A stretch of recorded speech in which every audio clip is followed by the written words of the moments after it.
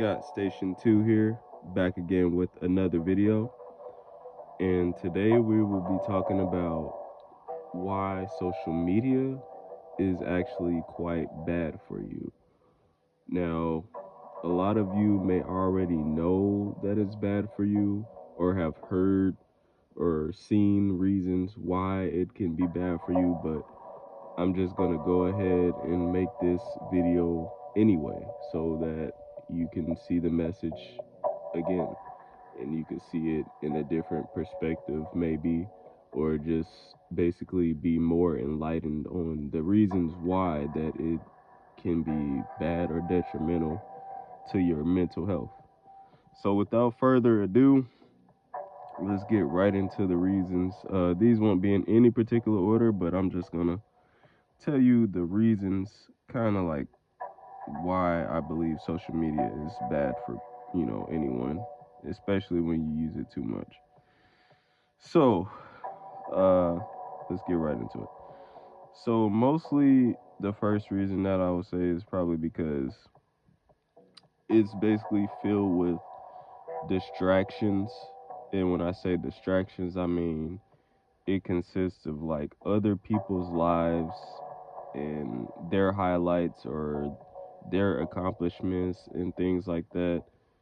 Basically, anything that's popular or trending, the latest news on things, you know, those kinds of things can stress a person out and make them feel kind of inferior or inadequate and things like that. So it's just best to really limit your, you know, limit your vision to see that kind of stuff, daily intake and things like that, to not really pay too much attention to that kind of stuff and just focus on you. It's better for your mental health. And most of that stuff could be just useless information. I mean, because at the end of the day, you're just watching other people. It's not like you're you're getting something valuable from seeing any of that stuff. So that's why, hence why I say it's just filled with distractions. Okay, so secondly, it's because it can lower your self-esteem uh by you seeing like your peers highlight reels. uh it could seem like they appear to be doing better than you in life, and like I said, this can definitely have an effect on people with more sensitivity with things like that.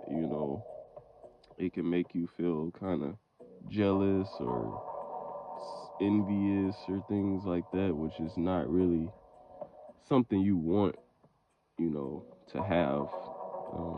You want to be humble and you want to be supportive of people. You want to show love and things like that. You don't want to be hateful or jealous. So, it's best to just kind of avoid seeing that kind of stuff because if you're sensitive to that kind of, media, it can have an effect on you.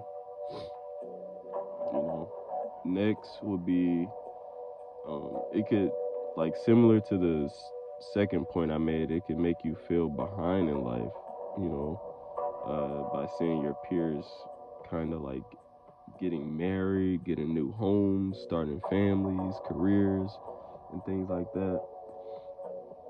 So, yeah, it could definitely make you feel behind if you see all your kind of like close friends or family members posting on social media about these things, and you're kind of like in the same spot that you were in maybe years ago or a year ago or something like that. So, yeah, it's best to just focus on your own path and your own race. There is no race, but you get the gist of what I mean. So, the next reason is because it could also make you realize a lot of the people that you add on social media aren't actually your real friend. A lot of them will not even like engage with your content sometimes or support it. It seems like the people that you add, you know, to your account, the people that send you requests, it doesn't even seem genuine. It seems like they're just sending it to you to boost their follower count or to be nosy about your life. So it goes kind of like they're in secret competition with you or something, like just to basically see if you're doing better in life than them or if they're doing better in life than you. So it, that's another aspect of why like social media can get a little toxic or unhealthy, for mental health reasons. Sorry. But carrying on, let's get on to the next couple reasons. So it also has destroyed basically like dating and relationships. Excuse me, allergies. Men and women have more access to people now than ever before. So while you're in a relationship, your partner actually could, have like 5 to 10 secret pen pals that you don't know about. It could happen. Not saying that it will happen. It is very easy to, have access to that, especially with women. I know guys, we don't really in normal circumstances, we don't really have a whole lot of women on standby to just pick and choose from, like how women have men. Uh, so that's kind of where it kind of screwed up the whole dating game, because women just have way too much access to too many different guys out there, and it's hard to be able to trust her to just be loyal to just you, you know, because she has the option to be with multiple guys behind your back, essentially. That's why it's best to kind of really vet her out before, you take her into a serious relationship,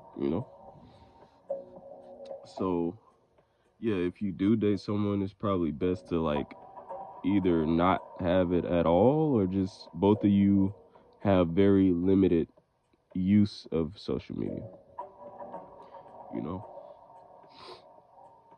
That's that. And so another one would be is because social media is mostly nowadays like it could be just like another vice or an addiction similar to like drug use or like, you know, adult things. I'm trying not to be banned by YouTube, but you know what I mean. So um yeah, they could be on it so much that they don't go outside and enjoy the real world. They're sucked into the metaverse. So, they and also like while they taking too much screen time from their phones and computers, that could be causing problems with their vision as well. Hence why lots of people need glasses and things like that, or they have far sight or nearsighted vision because of too much screen time, you know. But as a side note here, I'm going to say that, while social media can be mostly bad, it can be used for good, and it can be beneficial for, certain things, such as promoting something like your business or anything that you created, like a product or anything like that. You could promote that and market, to increase sales and things like that, or anything of that nature. Also, you could connect with distant family members or old friends, you know, things like that, or make new connections that's within your niche. Like, say you're really into video games, or you're really into art or anything like that, film, anything of that nature. You could connect with people with social media and networking software. apps and things like that. So yeah, that's the video for today on the reasons why social media is actually bad for you. So I will see you guys in the next video.